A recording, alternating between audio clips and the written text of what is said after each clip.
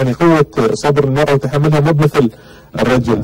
فكيف بإمكانها أن يعني تنتشل نفسها من هذا يعني السقوط وتبدأ من أول وجديد وتنجح كذلك؟ من دخل في عالم المشاريع يجب عليه الصبر. هذه هي الكلمة الوحيدة اللي كثير من الناس يسألني كيف أبدأ، أقول له أصبر.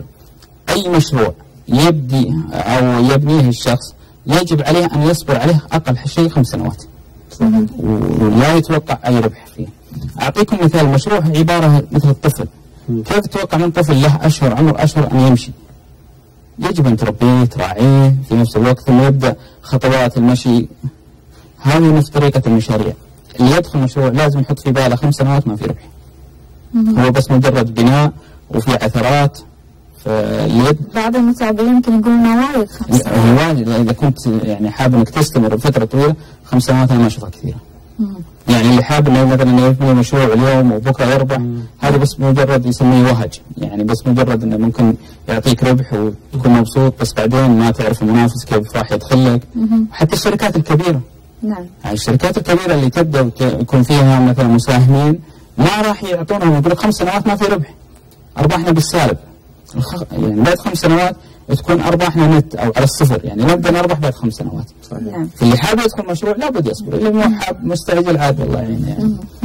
في الحقيقه هناك كثير من المشاريع تدخلها المراه وتنجح فيها وتبدع ايضا في هذه المشاريع ربما اكثر من الرجل، والرجل ايضا له مجالاته التي يبدع فيها وممكن ينجح فيها. هناك ايضا مجالات مشتركه بين الاثنين، لكن ما هي أكثر المشاريع أو المجالات التي يمكن أن تنجح فيها المرأة وتبدع فيها كمشروع خاص؟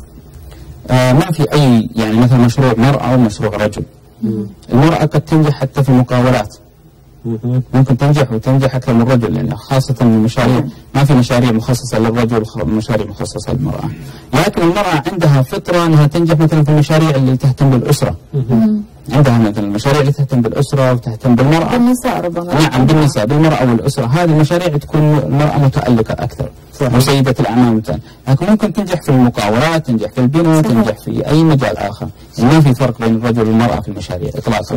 طيب مهندس سعيد، نبغى نستشهد حقيقة بنماذج لأمثلة من سيدات الأعمال اللي بدأوا حقيقة وشقوا طريقهم في هذا المجال وأصبح اليوم يشار لهم بالبنان. حابين نستعرض قصة أو قصتين من القصص اللي يعني يحضرونك في الوقت الحالي لسيدات الأعمال اللي حقيقة بدأوا بداية متعثرة والآن ربما يعني أصبح يشار لهم بالبنان.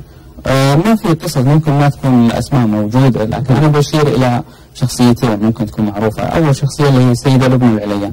هذه سيدة أعمال سعودية تدير مليارات وتديرها باحتراف، بالإضافة إلى الأستاذة على ما أظن الأستاذة نشوى سليمان، هذه أيضا متخصصة في المقاولات ولها وجود قوي وبدأت بداية الآن من أكبر من سيدات. بدايتهم كانت بسيطة ما عندي خبر عن بداياتهم، لكن عموما يعني ما في عندي أي مثلا حاضر عن بداية بسيطة وتبدأ. لكن سيدات الأعمال هم أكثر نجاح يعني، وعندهم قدرة إذا دخلت المرأة وسيدة الأعمال بصدق وكانت عندها نية قوية في أنها تنجح راح تتخطى العقبات، وعندها أيضا صبر.